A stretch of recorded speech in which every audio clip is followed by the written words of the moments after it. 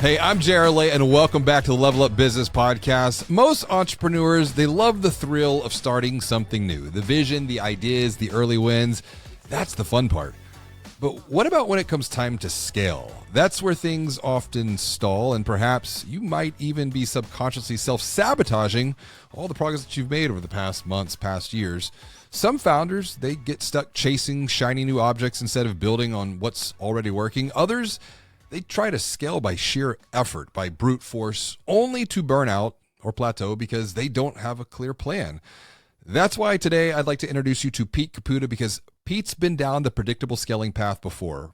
Pete knows the way forward, and he's going to help you avoid the pitfalls so that you can continue to scale and level up your business. From joining HubSpot in its early days and helping it grow to nearly $500 million in annual revenue to now leading Databox towards $100 million itself, Pete knows exactly what it takes to go from early traction to predictable scale. That's why in this conversation, Pete and I are going to break down the mindset shifts, the strategic moves that help you grow without losing control, from documenting your ambition to clarifying who you want to serve and how and why you're different, to then building systems that let you scale without burning out. So if you've ever felt stuck between, let's say, startup mode and scale mode, this episode will give you clarity. It will give you the playbook that you can take the next step with confidence so that you can level up your business and your life. But first, if you are a visionary entrepreneur who wants to transform your past experience, one of your most valuable assets as an entrepreneur, and you want to transform that past experience into IP that elevates your influence and increases your income, send me a text, 832-240-1922, because I want to teach you how you can turn video content just like this into a published book that begins to monetize your unique wisdom. Now, let's get ready to learn. Let's get ready to grow. Let's get ready to level up with Pete. Pete, man, I'm so happy to welcome you to this podcast. You and I have had some good conversations in the past, but it's a whole different energy on this show, working with other entrepreneurs and helping them level up their mind, their marketing and sales so that they can level up their business and their life. I want to talk about something that you've been working on for the past 9 months, this predictable scale course. And before we get too far into that, what's just good in your life right now, to start off on a positive note? Give me some good news, man. Good in my life. Yeah, personally and professionally. My son is doing really well. He's getting ready for his senior year. He's picked out the colleges he wants to apply to. He's got his essays written, taking his SAT, been studying for it to take it again. So he's doing well. Happy for him. He's hustling. A young man. Yeah. He's got this detailing. Yeah. How's that going for him? Really well. It's like a perfect way for a young, busy person to make good money. He actually came home the other day. He got a job to do car detailing, but it was through a local mechanic who I know. I play soccer with the guy, so I connected them originally, and they started talking, and he occasionally gets a client, says, "Hey, can you detail our car?" And he can do it, I guess, obviously, but he figured he'd send one to my son, and then. My son came home after that, and he basically said, "I don't think I could ever work for anyone." The guy's great, but the guy controlled the relationship with the client, of course, and quoted the price, and so my son just felt like, "Oh, well, I'm talking to the client, I can make more money from it," and so it was more just like a control thing, I think, but I'm like I said, I'm the same way, son. I don't think I could ever work for anyone again either in my life. So, but he does really well. He's got his website launched. He gets referrals. And car detailers make good money, and he's really good at it. He studied up on it, and with YouTube, and basically learned everything himself, and then tried everything on our cars. The other day, he spent 10 hours detailing my wife's car with this new buffing machine that he bought, and a ceramic coating that's supposed to help with not just the look of it, but the durability of the paint. So he's really into it. I'm about to say, and just for those watching or listening, you're up in the northeast. So What part? Because if someone's watching, listening, and they're there, I want them Well, to give. we're outside of Boston. We're in Metro West Boston. So they're Okay, in Metro West Boston, and they need their car detailed. My son, what's his website? and he's like actually has like a little bit of a crew now when he needs help. So it's PCV because he's the fifth, Peter Caputa the fifth. PCVautodetailing.com. All right. And I'm gonna let my oldest watch this. He's 15, and him Okay. and my oldest daughter, so we have four, Yeah. 15, 13, 11, and 9. They just set up a snow cone stand the other day in the front yard. I mean, we're down here in Houston, so it's hot. Yeah. They made like $150 in 2 That's awesome. hours. That's awesome. But I Yeah. keep telling my son, and because when you posted his Instagram on LinkedIn, I was like, Yeah. Ludwig, and he loves cars. Ludwig loves Oh, cars. yeah. I'm like, dude, go knock doors, get told Yeah. no. Then you won't have to deal with all the crap that I've had to deal with, the work that I was doing with Learn Rick, how and oh yeah, fear of rejection and like just get over all that, man. approval. He doesn't have it. It's just like he never had it. Whereas most of us develop that fear of rejection over Yeah, in our life. Yeah, because he went and knocked on hundreds of doors. And, he got a few jobs out of it. He gets most of his business through word of mouth and referrals right. and marketing efforts. But Yeah, it just takes a little in the bit to get beginning, rolling. yeah, if he didn't have a job to do, he would just that day, like he would just go knock on doors. So All yeah, right, definitely Ludwig. taught him a few good There you lessons. go. That's your next level right there. And this is a great segue because it's like you start a business, you knock doors, you get told no a billion times. Right. You might have to get referred by Pete to Rick, and Rick was the one who really helped me see that what I was doing before was not giving me the energy, and it was time. It was time to make a change to this. I'd been thinking about this since 2021. So, but you start the business, you build a strong foundation, and now you want to take it to the next level. Now you want to level up. Now you want to scale. Yeah. And you've been investing the last 9 months of your life, putting everything from strategy, building a plan, executing. You got this predictable scale course. Yep. Take us back. Like, why invest the last 9 months of your life to put all of this together in the first place? Yeah, so we're scaling our business, right? We're at about 10 million in annual revenue, and we want to scale to 100 million. And then my background at HubSpot. I joined when it was less than a few $100,000 worth of revenue, and left when it was a few hundred, like I think close to $500 million in annual revenue, and I built and scaled a sales channel there that produced about 200 million of that annual revenue at the time. So I know the challenges, or many of the challenges of scaling, and I've seen the playbook, at least once, and I'm attempting to implement it here at Databox as well. And so so I feel like I have some experience to share. So part of it's just like I need to get that out of my head, and I need to share that with people. I get questions all the time. Hey, can you advise us on this? Can you talk about that? I don't really have time to do that because I'm running a business full time, and I'm trying to also enjoy my life and be there for my family and all that other stuff. And so I'm like, all right, well, I feel compelled to write this down and get this out because I know it'll help people, and I know people want that help. So that I'd say that's one thing. The other thing is it's really core to our business.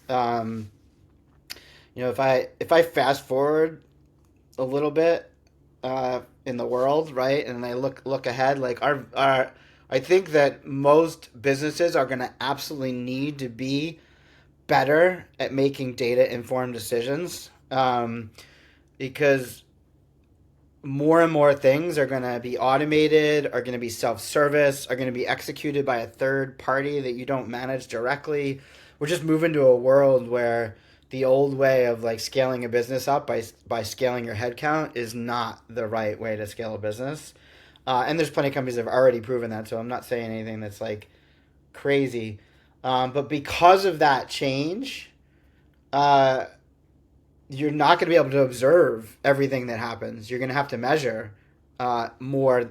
You're going to have to try to measure things more, and you're going to have to rely on data to not only understand what's going on in your business, but to actually make decisions and even automate portions of your business. Like the stuff that they're building now with AI is crazy. where you can basically set up agents to make the decisions that your managers would have made, to deploy capital, deploy resources, set plans, like execute processes, enable self-service. Like there's so many things you're going to be able to automate very soon. But without the data, you won't be able to automate it. Your agents won't be able to make the decisions that are necessary. So, what I'm building is trying to help people think through, how do you still control your business in a world where there's less and less of it that you or even humans in your business are in control of. Don't be like the mechanic with your son trying to oversight every little thing. No, yeah, because it's hard. It's not even hard. It would be impossible to scale like that. So no, that's a great point. And like you said before, this is your unique wisdom. You've lived this, you've learned this. Now you want to share and help others take that experience and level up their business. Yep. I want to come to a point in looking at the outline for the course. There was one thing that stood out to me early right here, and it was, it was about strategy and strategizing. And it was talking about documenting, communicating at a high level, and, documenting your view of the future, creating your vision, creating your mission. But there was one line, documenting your ambition. Yeah, I just thought that was so unique right there. I hear in the entrepreneurial circles that I'm in, we talk about ambition a lot, but just to hear that and see that from you, what do you mean by documenting your ambition? I mean, like looking forward 5 to 10 years and saying, financially, where do you want your business to be? And from an economic perspective, how big do you want it to be? How profitable do you want it to be? I think that's important. If you skip that, you make different decisions. So if you say, hey, be happy with, no judgment whatsoever on any of these things, right? But I'd be happy with $1 million in revenue and, me and 2 employees, and that's what I want to build. But if you said, hey, I want to have $100 million business and I want to have tens of thousands of clients or customers, or I know that I have 100 employees now, and I want to build a team and train the future leaders of my city, right? By hiring and training and giving them opportunities. Like if that's what your ambition is, then that's different than the other ambition. And then if you have one ambition over that, your decisions are going to be completely different, right? So if you're building an org and you want to have tens of thousands of customers, then you're going to think about a lot of things in your business very differently. If you're doing a business where you want to have a highly profitable, very small business, then you're going to do it differently. So I think it's important to discuss that. When you don't discuss that and document it, then everybody else you're working with is left guessing, like, why are we making this decision? Like, this seems crazy. Why would we think about what's going to happen in 2 years from now? If our goal is, just to go from, a few people to 10 people and build $1 million business, versus if, hey, I want to build $100 million business, then I really got to think about what am I going to have to do 2 years from now to do that and work backwards from it. So that's why it's important. This reminds me of an entrepreneur. They're an EOS integrator, and we're working with them right now to guide them through the Level Up Business OS. Okay. We're unlocking their mind, their perspective. We're publishing their book, and then we're going to help them monetize that. Okay. This has been a big thing he's been talking about. He actually works. It's interesting. He was a mechanic himself. He had a couple of auto body shops before he elevated, and then he's doing the EOS and helping others in the trades do the exact same thing. So very similar story to you. It's like he had some level of success. Now he wants to go help others do the exact same thing. But one of the things that Jeremy was sharing with me, he said, people aren't exactly honest. Entrepreneurs aren't always honest with what their ambition is. Sometimes they limit their ambition because they've been conditioned to. It's like they have a big ambition. Oh, no, you don't need to do that. Or, oh, why would you want to do that? Think about the entrepreneurs that you have mentored over the years. And I'm just so grateful because you do. You help. You give a lot. Where do you see they struggle with ambition? I think there's times when they're just not bold enough to state it. Um, I think, but more often than not, I find that entrepreneurs just get caught up in the day to day or the week to week, the short term, and lose sight of what they want to achieve. And because they're just so focused on what's next, they're not stepping back to think like, am I building things that are going to have that are big enough bets? Honestly, I feel like we did that to some degree at Databox. Like when I joined, we pretty quickly found good product market fit, and started scaling revenue. And we went into kind of like, how do we get this in front of more people mode, right? And like just started thinking about, all right, we got something right here. Let's just go market and sell it. And then we listened to customer feedback and we made improvements, but we didn't step back and say like, where's the world going? Where's the technology going? What are our competitors doing? How are we different than our competitors? Like, who are we really serving, or who's the next group of people we're serving? And because we didn't ask those questions, those more strategic questions, we weren't taking big enough swings. Baseball analogy. We weren't swinging for the fences. We were hitting singles year after year, and that was great. Like we grew a business, and we did it in a way where we basically bootstrapped it, which is very difficult and unusual for a SaaS company, especially with our product complexity. So like it worked out, it's fine, but I think we didn't take big enough swings early enough, because I wouldn't say we were complacent. We just didn't really ask the right questions of ourselves. Mm. When you think about the idea of predictable scale, and I like the way that that's framed, because sometimes, and this is where I think I've screwed up over the years as an entrepreneur. It's like things started to scale. At that same time, things started to get scary, and then I would self-destruct. I would blow things up. And I realize now on this next iteration, it's like I've got more it's like every time I climb and then I self-destruct. And there was something about that written in the book called The Mountain Is You with self-sabotage. Okay.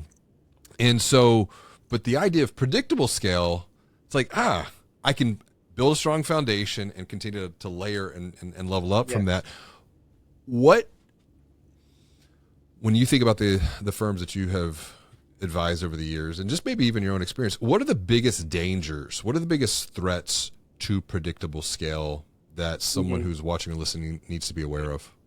Yeah. So I don't know your whole story well enough to know why you self-destruct or how you self-destruct. I'll tell you. Deserve level. Yeah. What is that? Say it again. It's called deserve level. Had a conversation about this on another podcast. It's like I'd reach a level of financial, with the firm and personally, and then it was like I would hit a ceiling, and I'm like, I was feeling uncomfortable because my level of comfortability was at a lower level, and so then I would self-adjust subconsciously to get back to that level versus embracing the discomfort to make that my new normal. Okay. Got it. Cool. All right. Yeah, it seems almost more psychological than I'm used to dealing with. So I'm not sure how to address that one directly. Well, no, that's not for me. It's for the others, though. Yeah, that's my own. That's my own stuff. But I think that like if I look back very objectively at businesses that I've looked at, inside of businesses that I've looked at, I think the bigger challenge with entrepreneurs is that they don't like the scaling part. They like the innovation part. And there's steps in this methodology that I built that like half of it's innovation and half of it's like that's really what a lot of entrepreneurs would look at as boring execution. And that's why it's really important to separate those things and maybe even have different people work on them. Which is the way I've structured our business. In that, you need to strategize. That's the creative part. That's the part where you get to talk to customers, do customer research, where you get to look at your competitors. You get to understand threats and opportunities, technology, and how the world is changing, and think creatively about solving problems that you uncover that aren't being solved by others. Like, that's the creative part of being an entrepreneur. And I think most entrepreneurs stay there, even once they find something that's working. So instead of like, they find something that's working and it's like, oh, that's working, I can go be creative again. And I think that's the problem that most entrepreneurs face. Because, okay, maybe that's it too, yeah, because I would call there's that self-destructive part I was talking about. It's like, I found something that was working, but it wasn't good enough. Or I was getting bored with it and I had to blow it up to start all over again. Something new. Yes, exactly. I had a nickname for this, which is totally inappropriate. I used to use it a long time ago, back like 20 years ago, when I was in network with a bunch of 20-year-old-ish entrepreneurs. But it's like entrepreneurial ADHD, where it's like, I'm like 80% of figuring something out, but then I'm like, oh, there's this great other idea that's going to be so much easier and so much bigger. I'm going to go after that, right? That's kind of Audrey has permission. Audrey. Yeah. She's my integrator, operations lead, and I think as you're talking about like where this challenge is with predictable scale, Gino Wickman and Mark Winters wrote about this in their book Rocket Fuel. Mm-hmm. You've got two archetypes. You've got a visionary, and then you have an integrator. Yes. Yeah, very good model. And so she has permission to be like, listen, dude, just stop. And now with Level Up Business, she's more open and to push back, to challenge, to rebuke. And I think you're right, because if I think about like another mental model for this comes from Dan Sullivan, a strategic coach. You need someone to make it up. That's the visionary entrepreneur. Make it up, make it real, make it scale. Exactly. Yeah, it's the same idea, and you might not, as a visionary entrepreneur, you're probably not the one to make it real and then to make it scale. Yeah, no, like I feel like my strengths are make it up, make it real, but my strength is not make it scale. I know how to do it. I've done it. Forced myself to do it at HubSpot because it was part of my job. I wasn't the guy that was the visionary for the business. So yeah, I know how it's done, but it's not what I enjoy. And I would say a lot of entrepreneurs actually get lost in the after the make it up stage. They might prove that it's like doable, 2 or 3 customers like it, but then the make it real is you gotta build a process for it. Like, you have to turn your idea into a plan. You have to iterate on that over time. Like, there's a lot that needs to be done to make it real. And then making it scale is a different set of things. You're not innovating as much. You're maybe tweaking, but it's more about, investing more resources into something in order to make it grow, finding clever ways to, keep your variable costs down as you get better results out of it. So are you familiar with different? Are you familiar with the Colby profile from Kathy Colby and Colby Corp? No. So I think this would be a very interesting tool kind of in this toolkit right here, because you mentioned the psychological aspect of what I was talking about before. There's definitely that, but there's also what's called the conative part. So Kathy Colby, her father was the one, he developed a Wonderlic test. She had identified there's another part of the mind called the conative part of the mind. And the conative part of the mind is nothing to do with the affective part of the mind. So like DISC, Myers-Briggs, this is not personality. This is your OS, is your operating system. It's how you naturally take action, or it's how you solve problems. And there are 4 action modes. There's what's called fact finding, what's called follow through, what's called quick start, and what's called implementer, which is essentially how you work with your hands. But if you think about like a visionary entrepreneur, they tend to initiate action by following or by quick starting. So for example, I'm a 3-2-9-4. So I'm a 3 fact finder, just need high level details, don't bore me. Mm-hmm. I'm a 2 follow through, meaning I'm resistant to following through. And you can do these, and we've got a whole podcast episode about this because Audrey's a certified Colby consultant. But you break systems. You're a 9 quick start, meaning you're going to go out and you're just going to make stuff up and you're going to make it happen. And then when you work with your hands, that's the implementer. But I think to this point too, understanding your Colby and then building a team around Colby, because as a 9 quick start, well, I also need someone who's an initiating follow through to make things happen. That's an Audrey. So just another tool in this toolkit when it comes to execution, because you can have the best ideas, but if they're not getting executed and then continuously, then scale is going to be hard. Absolutely. When you have this course, and it comes out, what's the one thing that you want someone to do when they're finished with it? Ooh.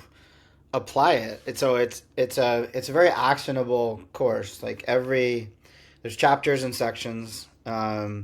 It's a logical flow. So the things you do in chapter one are going to be implemented later in other chapters. The things you do in chapter two will make chapter three easier, etc. So I want them to implement it, and because ultimately it'll enable them to scale their business. But if they skip steps or choose pieces of it, it's just not going to work. Very So well what's for the them. one thing that they Yeah. can do right now as Yeah. as we're talking about predictable scale? What's the one Hmm. thing they can do, something small they can begin to take action on Yeah. today before they get into the Ooh, course? so many little things they could do and a little slightly out of order. But I would say, like, I'm going to start with strategy. So that there's multiple steps in the process. It's strategize, plan, execute, adjust, repeat, and scale. You can't skip to scale, unfortunately. You got to start with strategy and go through.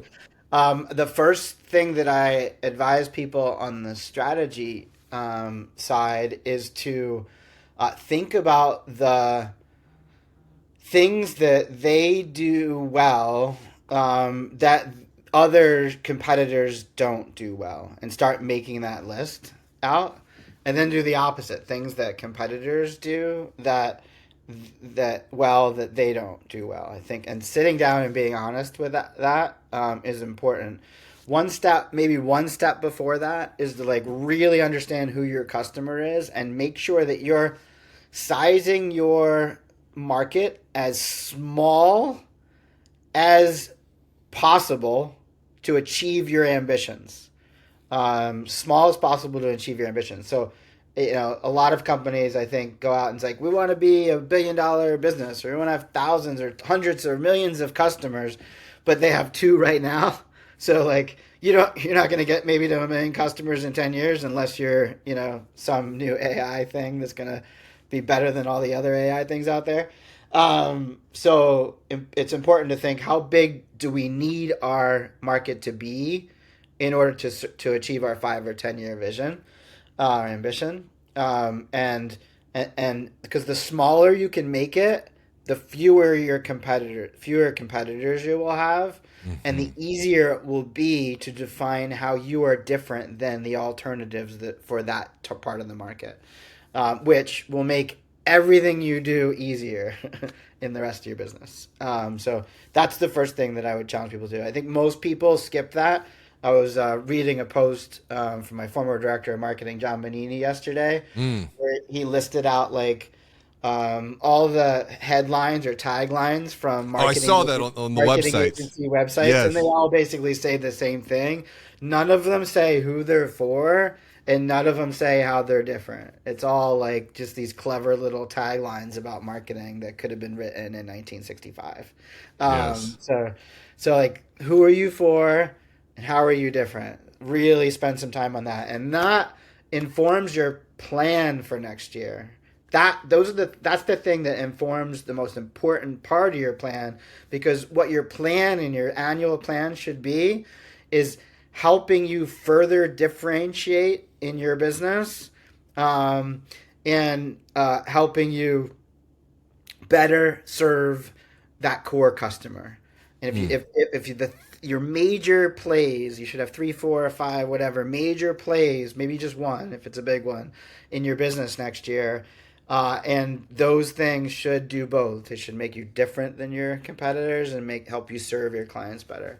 I think too often people get hung up when they're annual planning with like what tactics they're gonna deploy in growing their business, and you really need to focus in on the strategy first. If you have your strategy dialed in right, the tactics are almost irrelevant. But the tactics will also work a lot better. I'm not saying tactics aren't important. I'm saying that that shouldn't be the focus of your strategy. Absolutely. Well, I think those are super practical. Who are you for? How are you different? Go get a pen, Mhm. spend some time, Yeah. do some internal perspective on that. Brainstorm that with your team, ask customers. Make, Yeah. I also think about, and she'll be coming on the podcast pretty soon, from strategic coach Julia Waller, the idea, what they do with unique ability. I think that's another really important thing too. It's one of the few things that we are really great at, because sometimes it's really hard to understand what that is, because we're inside the bottle, like David Baker. You got to get outside the bottle to read the label. Sometimes getting the external objective perspective, and that's exactly, as I mentioned before, you introduced me to Rick, really helped me kind of see things differently than what I saw. As we wrap up, where can someone go? How can they connect with you, continue the conversation, and how can they get the Predictable Scale course? Yeah, so I'm very active on LinkedIn. I'm not able to respond to everybody that messages me or tries to connect with me, but I try to, and I try to be active in my comments, responding to people there. So anyone can follow me on LinkedIn. It's Peter Caputa, the fourth IV. Don't confuse me from my son, who you'll see has his profile and his car detailing business. Who's the fifth? Yeah. As far as getting early access to the course, they can go to academy.databox.com /predictable-scale. That's a little long. But you can also just go to my LinkedIn profile and get, find a link to that. So I would just say go to my LinkedIn file. Go get on the get early access, connect with Pete, learn with Pete. Yep. I appreciate you, buddy. Level up with Pete, man. Yeah. Thanks, Chair. Thank you again for tuning in to learn, to grow, to level up together with Pete's unique wisdom. If you are a visionary entrepreneur who wants to transform your past experience being a very valuable asset as an entrepreneur, and you want to transform that experience into IP that elevates your influence and increases your income, send me a text, 832-240-1922. That's because I want to teach you. I want to show you how you can turn video content just like this into a book that monetizes your unique wisdom.